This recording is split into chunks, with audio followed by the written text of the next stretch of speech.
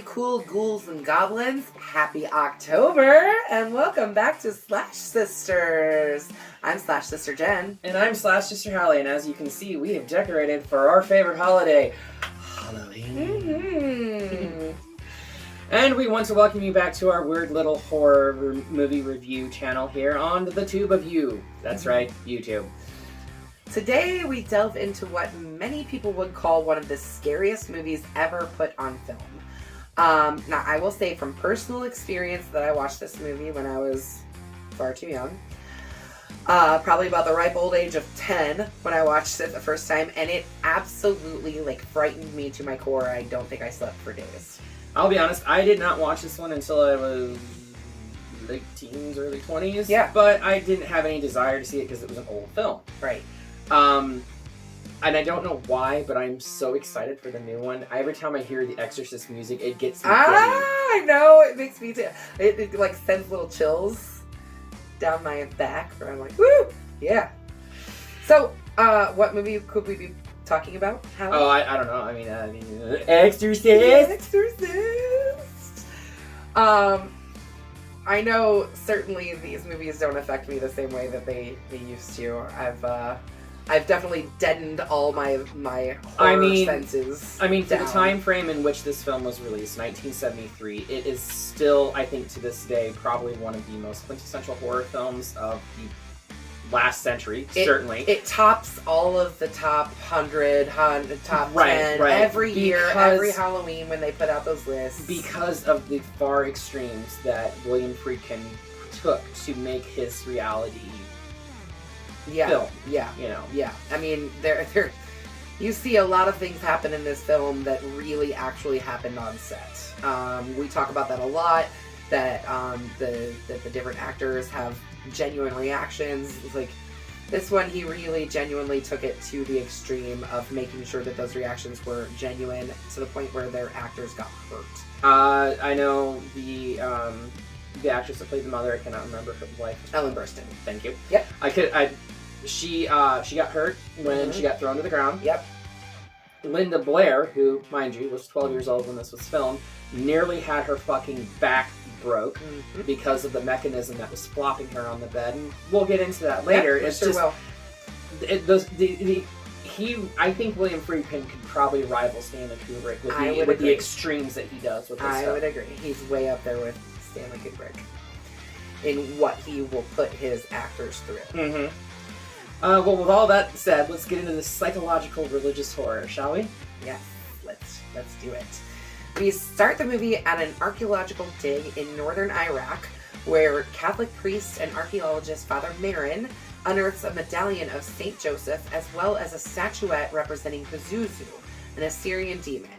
As Marin prepares to leave, they kind of show him walking through Iraq, kind of really saying goodbye, because it seems like he's leaving Iraq after this. As he's preparing to leave, he goes back to the dig site and sees a giant statue of the demon Pazuzu, as well as two dogs fighting off in the distance. By the way, Father Marin is played by the wonderfully talented Max von Sydow, who was actually not as old as his character is in this film. Right. They had to age him up a little bit. Because even one of the last films he did, which I believe was The Force Awakens, it was one of the last ones I've seen him in. At least. Right. He didn't even look as old then as he does in this. They grayed his hair. They made his skin look really old and wrinkly, and it's kind of interesting. In Georgetown, Washington, D.C., actress Chris McNeil stars in a film directed by her friend Burke Dennings. McNeil, along with her 12-year-old daughter, Reagan, rents a well-appointed house with service. Servants. Well, servants that perform services. Yes, provide services. I'll get there. Meanwhile, Father Damien Karras, a psychiatrist who counsels Georgetown University priests, visits with his ailing mother in New York, which is very, very sad to see. It's hard to watch any parent that is getting sick and dying, but he ends up confiding that he feels unfit in his role at Georgetown, and he's having a crisis of faith. The day after moving in, Chris hears noises in the attic, to which Reagan attributes them to her imaginary friend, Captain Howdy, whom she talks to via a Ouija board. Actually, a Ouija board almost identical to this. Yeah, I know. When they pulled it out, I was like, oh, that looks just like ours. I was so excited to put it on set. Right? The next night, Chris hosts a party with Karis's friend, Father Dyer, who explains Karis's role as a counselor and mentions that his mother just recently passed away. Reagan, seemingly unwell, appears and relieves herself. Yeah. I was trying to think of a nice way to say that. Yes, that's a good way to say it. Relieves herself. Relieves herself all over the carpet in front of everyone. No, bad Reagan. No. Chris confronts her. After she puts Reagan to bed, it begins shaking violently, and I'm not just like just a little bit. No, it's like the bed is lifting off the floor. I mean, it's not. There's no way that just her little body could be moving the bed like that. By the way, that joke of rubbing her face in it—that's actually from Scary Movie. I can't take credit for that. I'm sorry. That's funny. I forgot about that because it's been so long since I've seen Scary Movie. That's hilarious. So Father Dyer consoles Father Karis, who expresses guilt at not having been there when his mom passed away. There was too much distance between them and he couldn't get back to her before. Which I find hard to believe because DC and New York are 3 hours away. Well, and you can take a freaking train. Like, it's real easy to get to New York from DC. Right. But it's not entirely his fault. No, it isn't. His uncle, I think it is, right? That was the one that didn't tell him how bad his mom was getting. Right. So, and he put her into a nursing home without telling Father Karis as well. So, I mean, it ain't his fault. But he does feel really guilty about it, and he dreams about his mom, and he also dreams about the St. Joseph medallion, and briefly sees a demonic face in his dreams. Soon after, Reagan's personality becomes extremely violent. She is subjected to several medical tests. I'm sorry, the medical tests that they subject that little girl to are fucking barbaric. Oh my god. When I was watching it, I have a 10-year-old daughter, okay? Now, Reagan in this movie is 12, and when I was watching that, I was just thinking to myself, like, oh my god, I cannot imagine putting my child through something like that. Like, I watched this the other day in preparedness for this review, and I forgot just how tragic and horrifying the medical procedures are that are done to this little girl. Yeah, and very sad. I felt so sorry for her. I just wanted to reach out and like hold her hand through that whole procedure. Yeah, I know, because you can see, like, you're watching her face and she's crying, and which, by the way, Linda Blair. Beautifully done. Beautifully done acting. Yes, absolutely. For a child actress, I know. Beautifully done. I know, and so many times the child actors tend to be the thing that brings a movie down sometimes, because they just haven't reached that age where they become believable. No, not with The Exorcist. Reagan is one of the most believable protagonists in a movie that I've seen. If I'm not mistaken, we just dropped, not too long ago, a horror movie trivia about this. We did. She was nominated for Best Supporting Actress. Yes. Which I find does not incredible. happen in horror films ever. There's so many times that we have said, like when we've been talking about, especially recent movies, I personally think Mia Goth should have been nominated for an Oscar for her role in Pearl and in X, but really in Pearl, the monologue in Pearl deserved it for nothing else. But horror movies do not get nominated. They get snubbed. They get snubbed over and over again. But anyway, all these tests yield absolutely no results and find that there is nothing physically wrong with the young Reagan. Yep. So one night, Chris comes home to find the house completely empty except for a sleeping Reagan. Burke was left there with Reagan, and she was sleeping. So in Chris's head, she thought maybe he must have just decided to leave since she was sleeping. He is found dead at the foot of an outdoor staircase. Outdoor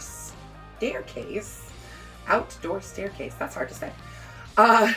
Just beneath Reagan's window. So it appears that It's not just beneath. It's about... It's a distance. Like, the walkway from the window is probably 20 feet, and then the steps going down is probably another 35, 40 feet. Yeah, for sure. And I mean, he fell down the stairs. So, but yes, he fell to his death. Or did he? Did he fall? Or was he pushed? Homicide detective William Kinderman questions Karras, confiding that Denning's head was turned 180 degrees around. Yeah, completely backwards. Which he did state could have happened in the fall. It's true. Plausible. It was quite a fall.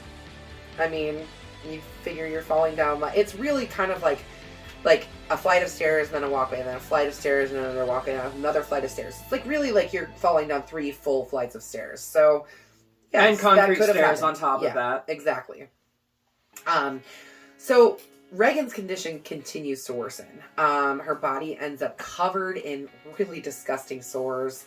And a board of doctors, basically, if you can call them that. Yeah, basically say like, we don't know what's wrong with your kid. There's nothing else we can do. Why don't you try an exorcism? That shit doesn't fly. No, sorry. But they suggested this for the possible psychological benefits that could come from it. Yeah, but that's only if you have a strong religious belief. Exactly. In order for those psychological benefits to be believable. Yeah, and the doctor asks her, like, do you believe in God? And she's like, sure. She's very clearly not a religious person, and neither is Reagan, so... They're not Catholic by any means, and the Catholics are the ones that perform exorcisms. At least sanctioned exorcisms. Yes, right. Kinderman visits Chris, explaining that the only plausible explanation for Denning's death is that he was pushed from Reagan's window. Aha! A clue! As Kinderman leaves, Reagan has another violent fit and stabs herself. Her stuff. Yeah. With a crucifix, proclaiming to state, "Let Jesus F you. Let Jesus F you." Yeah. The sow is mine. Let Jesus F you. I think that scene, especially as a kid who was way too young to be watching this. I can't even imagine. Way too young to be watching this. Yeah, you should have never been watching that as a kid. That scene shocked me. Absolutely shocked me. To Chris's horror, the now possessed Reagan turns her head backwards and speaks in Denning's voice. Reagan is confined to her bed, spread eagle, tied up to the 4 posters. So Chris ends up seeking out Father Karras, who comes to visit Reagan. Over the 2 meetings that he has with her, the possessed Reagan claims to be the devil himself. She vomits onto Karras' face while speaking in tongues, which that scene with the vomit... That one's also been spoofed plenty of times, hasn't it? It's been spoofed so many times, but the fact that Jason Miller, the man who plays Father Karras in the scene, was not prepared for the projectile of the pea soup. Yeah, vomit. and that's what it was. It was pea soup that they used for the vomit. Right. But he was not prepared for it, so it the scene where it hits him in the face and he's like appalled by it, that's his genuine shock and reaction to legit being hit in the face with a bunch of pea soup. Yep. Yeah. He knew he was going to get something on him, but he had no idea that was what was coming. I mean, he might have known it was pea soup. I don't think he expected it like full-fledged in like, the face. Literally like getting bathed in it. Right. So, not only does she vomit in his face while speaking in tongues, she also reacts violently to tap water being sprinkled on her that he says is holy water. Which makes him think that she's not actually possessed. Yep. The demon says it will remain in Reagan until she is dead. Desperate, Chris confides that the possessed Reagan killed Dennings. At night, Chris's assistant calls Father Karras to the house. And they witness the words, "Help me," materialize on Reagan's skin. And still, to this day, it's still a great effect. It really is. It is a very, very cool effect. They had to shoot it in reverse, but I don't even think it was, like, I don't think it was real human skin. I don't think it was her at all. I think it was a pig skin that they used. Yeah. And they injected something just underneath the skin that could easily disperse. But they spelled out the words "help me," and then they filmed it and then ran it back in reverse to make it look like the words were coming up out of her skin. Yeah. What a cool effect. But still ambivalent, Karis concludes that an exorcism is actually warranted now. Yeah, I would say so after that. I would think so. I'm sorry, you see the words "help me" appear on someone's stomach. Yeah, with nobody to show, like, no way to, like... Yeah, because mind you, Reagan's still spread eagle restrained. Tied up. There's no way that she could have done that to herself. And it's not like they were scratches. No, they were welts. Mm-hmm. From under the skin. Mm-hmm. His superior grants permission on the condition that an experienced priest lead the ritual where Karis assists. Because Karis is having that crisis of faith. Yeah, well, and not only is he having that crisis of faith, he also, like, didn't really believe in exorcism. No, he's a psychiatrist. He very much believes that there's matters of the mind. Yeah, there's a psychiatric reason for someone acting this way. And I mean, he's basically a skeptic when it comes to possession. Mm-hmm. And so when they kind of bring him in, they also want somebody who does have some experience with an exorcism. Enter Father Marin from the opening sequence. Having performed an exorcism before, he is summoned to perform this task with the help of Karis. I need an old priest and a young priest, an old priest and a young priest. So Marin arrives at the house, warning Karis that the demon attacks psychologically. As the priests read from the Roman ritual, the demon curses at them through Reagan. My gosh, does he say a lot of really awful stuff to them. The demon mostly focuses on Karis, verbally attacking him for his loss of faith, and really, like, I mean, she talks about his mother. Not just talks about, but actually... talks in her voice. Imitates his mother's voice. Yes. And speaks in Greek, too, doesn't she? Greek. She also speaks backwards. Yeah. So, like, the speaking in tongues, she actually wasn't speaking she was speaking English, but she was speaking it backwards. Yeah. Because they had to run the tape backwards to find out what she was actually saying. And what she was saying, she was screaming for Father Marin. Mm-hmm. Before Father Marin had ever come to the house, she was screaming, Marin, Marin, Marin, just in reverse. The priests rest momentarily, and Marin, shaking, takes nitroglycerin, because apparently he has a heart problem. Mm-hmm. They also show that in the opening credits. They show him taking some nitroglycerin in the very opening, when he's in Iraq still. Again, Max von Sydow is not that old. No. But you know what, though? People can have heart conditions at all kinds of ages. He could have had a heart attack at a young age or something. That is true. That could be something that's congenital.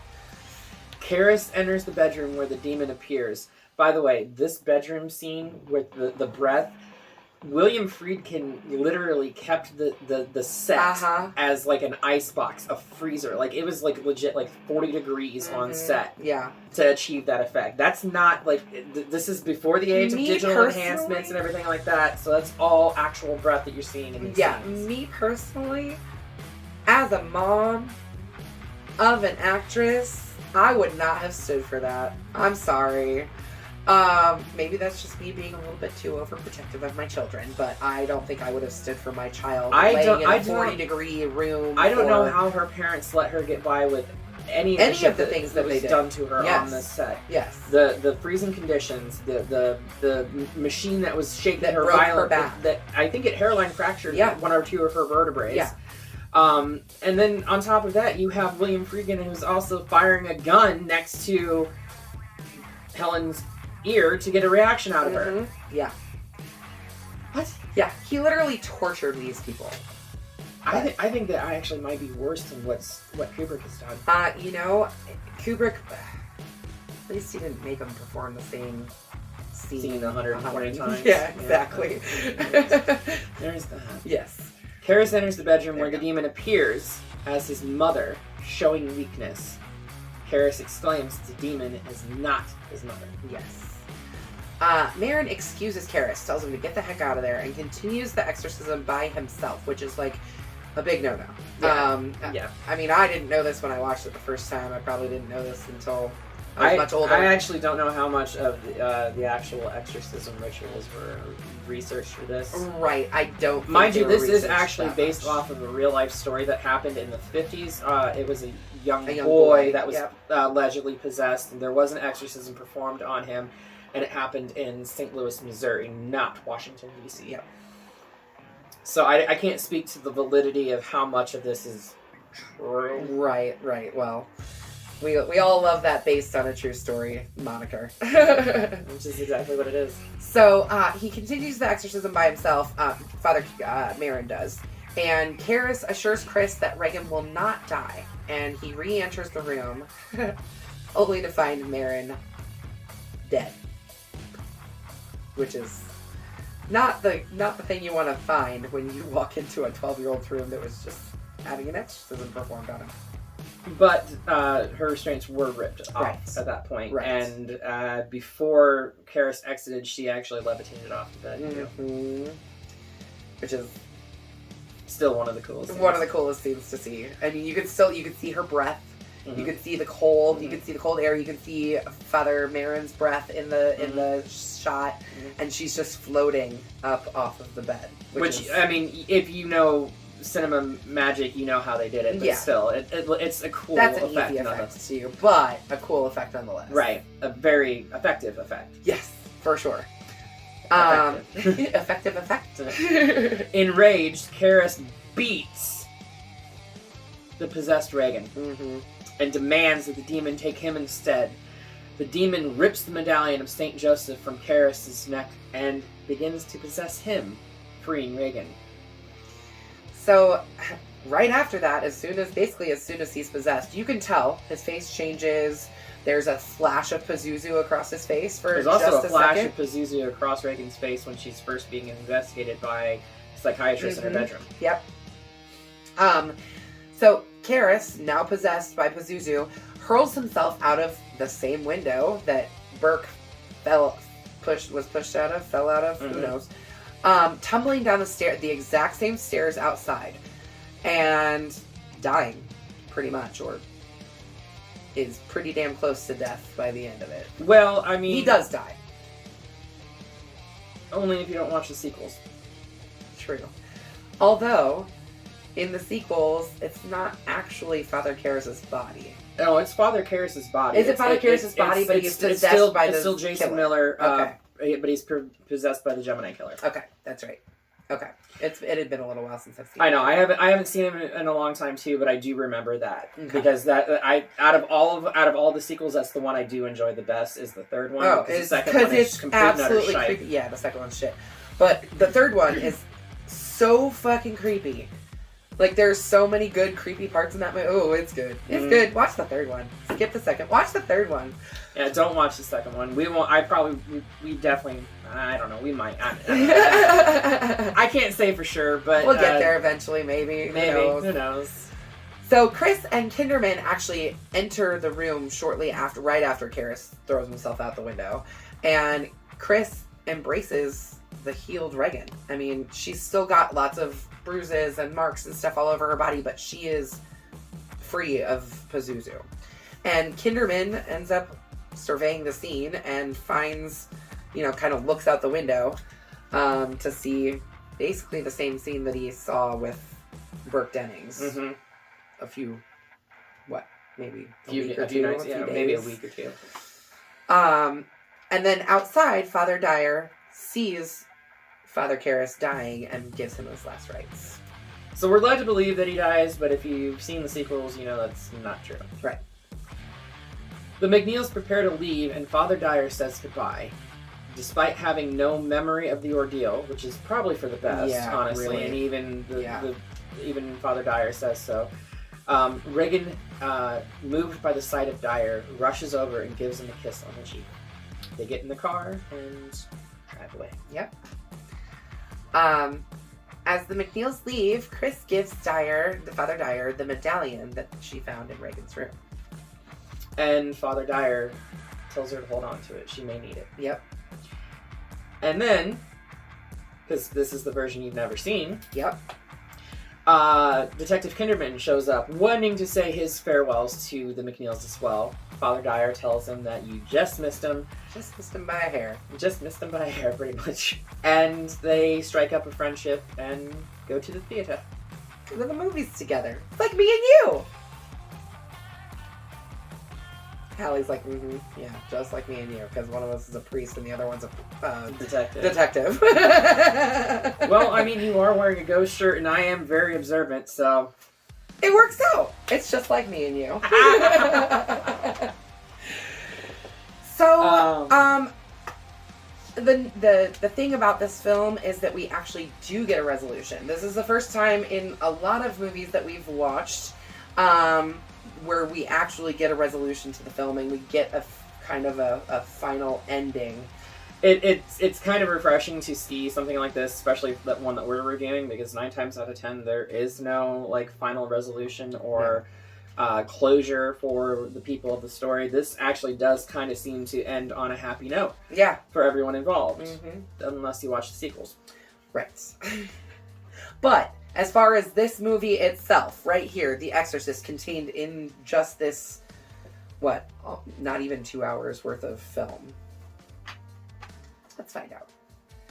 132 minutes, so a little over 2 hours. Okay. Yeah, I guess with the extended cut. The version you've never seen before. Yes. The great thing about this, and we talked about this in one of our trivias, is that this film was nominated for 10 Academy Awards, which horror movies don't get nominated for Oscars. They just don't, let alone 10 different awards. That's pretty incredible. So, I mean, that just goes to say that this film has held up. And I would say that this film holds up. 50 years later, it's still an incredibly good horror film. Is it like over the top scary? Not anymore. 50 years ago, yes. I mean, there were people literally fainting in the movie theater, passing out because it was just too... 30 years ago when I watched it, it was still like very, very, very scary. But it's still a very well done horror film, despite Friedkin's insanity, misappropriation of resources for reaction. Yeah, absolutely. Well, what do you say, Hallie? Is it a bloody machete up for you? 100 times. Yes, me too. It's one of my favorite horror movies. It's in the top 20 for sure. It's in my top 20, and that's saying a lot because I don't think of this that often. It's not a movie I revisit very often. I mean, I've seen it probably half a dozen times, but it is a really well-rounded horror film. Yeah, for sure. And it is something that I am incredibly humbled by, the fact that we are getting a sequel, a direct sequel, the first direct sequel to it in 50 years. Yep. And we have Helen coming back and reprising her role as Chris McNeil. Yes. Gotta love Ellen Burstyn. Love her, love her. So, with that, let's get it the heck out of here. Let's send it back to hell where it belongs. Uh-oh! Oh, no, you hit the producer. Well, she shouldn't have been sitting there. I'll leave. I just didn't want to throw it that hard because it's a cardboard case. It's one of those old style cases from Warner Brothers. So with the little flap that opens. Yeah. So soft landing. Yeah, exactly. Amy. That's what you are. You're a soft landing. Hey, that's okay. It's okay to be soft. You're soft. Soft. Squishy. Anyways, you're mine, and I will call you Squishy. So, what should we do next? I feel like we should go with something maybe a little bit newer. Well, we're going to jump to 2003. 3? Yeah, I think so. So 20 years. 20 years? Where does the time go? I don't know. It disappears. It just 20 years ago. Holy shit. Yep. So 20 years ago. Yes, I'm having this realization right now, live, in the moment.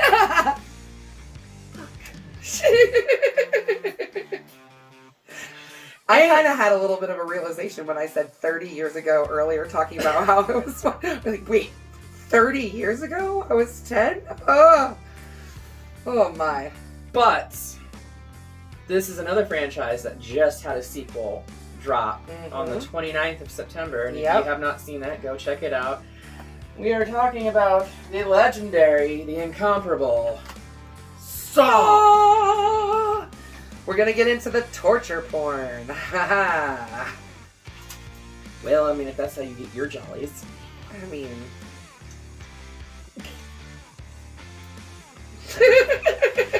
There's an image I'll never get.